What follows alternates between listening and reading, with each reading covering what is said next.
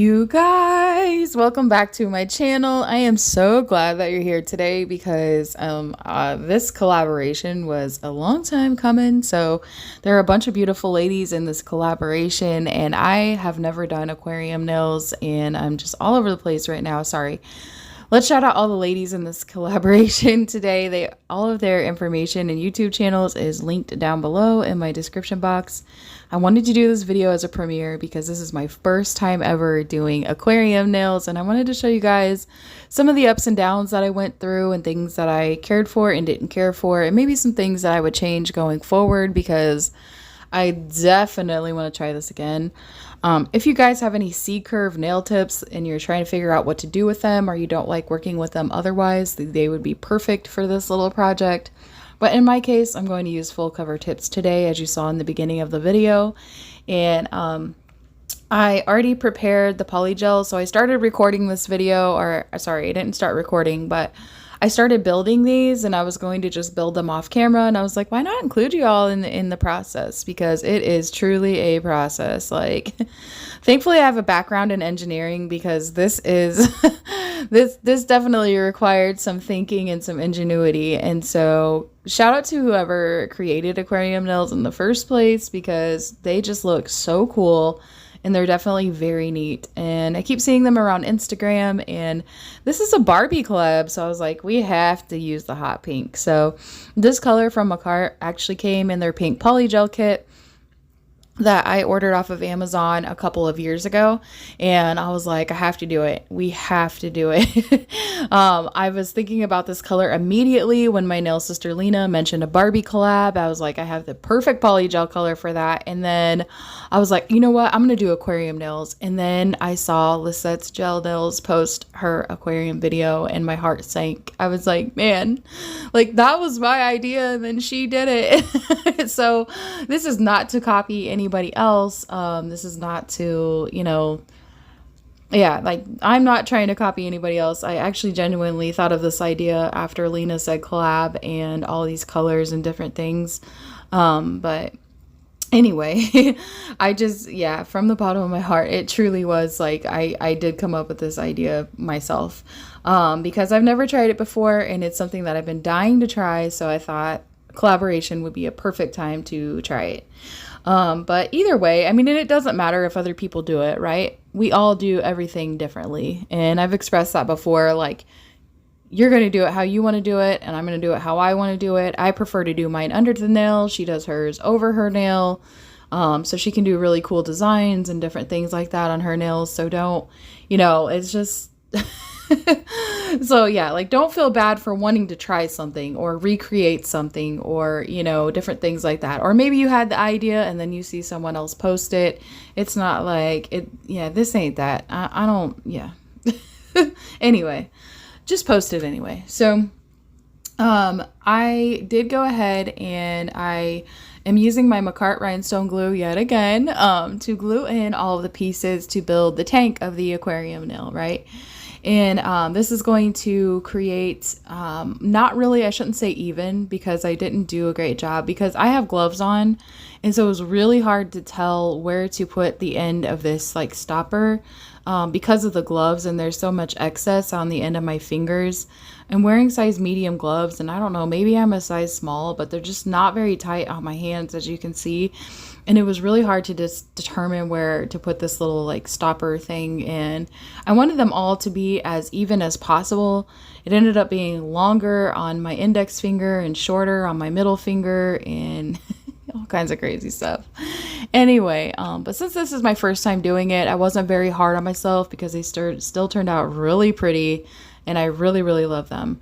So, with the pink polygel, when you cure polygel, I did use or cure them on the, I took some nail forms off of the paper, and I cured them on the nail forms, so that way they would easily pop off of that surface. And I'm just taking my rhinestone glue, and I'm taking the flat side that cured on the paper, like the underside of what I cured. I also wiped them off with alcohol before I cured them to the nail, because they were like really sticky. So that's one thing I would have changed as well, is I would have painted them with top coat and cured that, and then took them off the paper, or flipped them over and cured the other side as well. So that way everything was like super shiny, excuse me, and see-through. That's one of the main things that I would have changed about these nails. But outside of that, I love the way these turned out. So, yeah, this is, I don't know. I just really, really, really love these. Like, ugh. But anyway, I just kind of measured out, like, you kind of saw how when I did the little ends, or the little like stopper piece, I was always comparing the tip to the polygel that I had laid out on the form. So that way I knew exactly how long I needed things to be, how wide, you know, how did I want to do it. And this little torch lamp that I have just came in handy for all of this. It actually didn't take me very long, and it was pretty seamless process. So I was really impressed with myself that I even accomplished this, and I was really impressed with how it didn't take like extremely long. So when you cure polygel in really thin layers, it's really easy to cut. You can just like cut it with scissors. So it was really nice that I didn't have to file anything. That just made sure and kept, I didn't have to keep wiping everything with alcohol and all that stuff. And, you know, it didn't have those little pieces of file bits in my nails to, you know, get, you know, so it didn't look all gritty and grainy in there and like dirty in my tank. Like, who wants that in their tank, right? So I did have to file the ends a little bit. So this is what everything is looking like after I have that portion of all of the nails constructed. And this is what it looks like inside. So I was a little concerned that using full cover tips, I wasn't going to have enough room to get all of the materials in there that I want, but I did end up having enough room. So I was really happy with that portion. And I thought I was recording and showing you guys how I was like trimming the polygel off the edges or off the sides of the nail, and I wasn't. But this is how I do it. I just go in. Let me say, this rhinestone glue is very strong. And if you try to cut through this rhinestone glue, it's just not happening, which is fine. Because I do go in and file the edges. So this is me showing you like kind of how I'm filing like the bottom edge where that little stopper is, and just kind of making it more flush with the bottom of the aquarium nail. You don't want to file too much. We don't want holes in our nails, right? In our tank. But you do want to file enough to where it's even and comfortable to wear, basically. And then I did the same thing on the sides, and they stayed sealed pretty well. But you do want to use a little bit lighter file. Like I use a 100-180 grit. So if you want to use that 100 grit to make sure that's really fine, and you're not filing through. And like, this is the weirdest science I've ever seen in my life. So I actually put alcohol in these, and I did not seal them up at all, but I had to file the edges of the nail to make sure that they were all even. And after I filed, you know, there were like little bits of, that's when I got like little filing pieces in my nails, and I didn't want those in there. So I was like, I'm just gonna use some alcohol and test and make sure that they don't leak, and also clean out the inside of that tank and get everything, you know, looking nice, and making sure that the polygel wasn't sticky and different things like that, even though I wiped them down. And I was like, so after all of that, like factor all of that in, it wasn't coming out. Like I had to shake them really hard to get the alcohol out. So that little bubble in there kind of held the alcohol without me having to do anything. It was really cool. So I just, like I mentioned, really weird science. So before I go in and start putting things in my aquarium nail, and these are all the products that I'll be using in them, or that I did use in them, from all the glitters to the different like little confetti pieces. And so I went on with this neon pink from Just Nikkie. And so as well as this crushed Candy Crush from Phoenix Nail Co. This was like the perfect, like, this is Barbie all over it all day. Like the light pink, the dark pink, and the little bit of like flashiness to it. So I really, really love this. And then, but before I talk about all this stuff, I did go ahead and cure the end caps, like the pieces that I wanted to use on the end of my nails, so I could stuff them, put the baby oil in, and things like that. So let's get into how I stuff them. These are a bunch of glitters that I got from Criminal Claws. So I actually bought her monthly mystery box. I think it was over a year ago in February. And it had all these really pretty glitters in here, but I like to keep all my glitters and things organized in these little stackers because it's just really convenient and it keeps everything together. And actually was, since it was a Valentine's Day mystery box, then it had all of these really cute like stars and hearts and, you know, kisses in there. And then this other pink glitter that I'm using before I make a mess, this is actually just Nikkie's neon pink. The other pink glitter that I'm using is from TEMU. So I got this other glitter stack from TEMU, and then I found these little hearts. So I was like, stars and hearts would be really cute for Barbie. That's perfect for Barbie. So let's go ahead and go with that theme. Because these little hearts had these like perfect, like everything else was shiny, but these have kind of like a matte finish to them and they're hot pink. So I thought that would be a really good contrast with all the shininess going on inside these nails and with the color of Polygel that I use. One thing I will say is that I did pack these things way too full, especially for using baby oil. So baby oil is really thick, right? So if I were using something more liquid, like literally liquid like water or something like that, it probably would have helped everything move. Also, I wanted to mention I did leave a little bubble in all of them because I feel like the bubble kind of helps move the glitter around as well. So I prefer the little bubble. It doesn't have to be very big, but I love it. But I got this little pipette from, I was actually back in a haul that I did with these, the tool that I'm also using to scoop the glitter into the nail. So that came in handy and it was perfect. The hole was just big enough on the pipette and at the end of each nail tip to get it to go in there as best as possible. I do show you where I was filling up another nail and I had to keep popping the bubble in the end to get more liquid in because at that point I was just making a huge mess and I had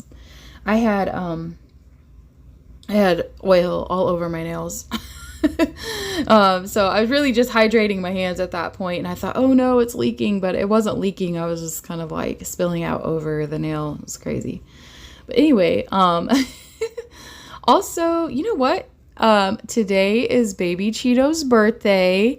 And so let's say happy birthday to Baby Cheeto in the comments. You guys, I love her so much. She is just so adorable. She's the big number 4 today. And she is going to have a Barbie birthday. So I thought this was like perfect that Lena asked me to join this collab because we're doing all things Barbie today. Everything is Barbie. So I did go ahead and use my torch lamp and my Makartt rhinestone glue to cure it or secure it on the end. Now previously I forgot to show you how I was putting everything in the nail, so that's what I'm going to do in this part here and show you kind of how I get those bigger pieces in. So the stars were a little tricky because they were too big for like the index finger that's smaller at the end since I used Coffin. Now I should have used a square tip. So that's one of the other things you want to think about or maybe pay attention to as well when you're doing these is the shape of the tip, because some of the glitter does get stuck in the bottom of the tip once it gets down there unless you like shake your hand like vigorously to get it back out. So that's the other thing. I mean, everything still moves in there, but then in the pinky nail, like I didn't push the star down enough and the star got stuck. So those are things to consider depending on what you're putting in there. But yeah, I completely overstuffed these way too much. But this is the little tool that I mentioned earlier where I'm just scooping up that glitter and it all fell just so beautifully and so nicely into these nails. And I didn't have to worry about the polygel being sticky like I mentioned because I already wiped that down with alcohol on both sides. So it didn't matter what side got glued underneath. It wouldn't stick, but yes, I still wish I would have put top coat on them on the underside. But anyway, so this is what I was talking about where you could just see oil just dripping everywhere all over the tip. But I do take my tweezers and I have to pop this little bubble like multiple times. You can see it's just barely filling up and I'm just squeezing and squeezing and squeezing liquid in there. So if that happens, no worries. Just pop that little bubble and then the oil will go straight into the nail.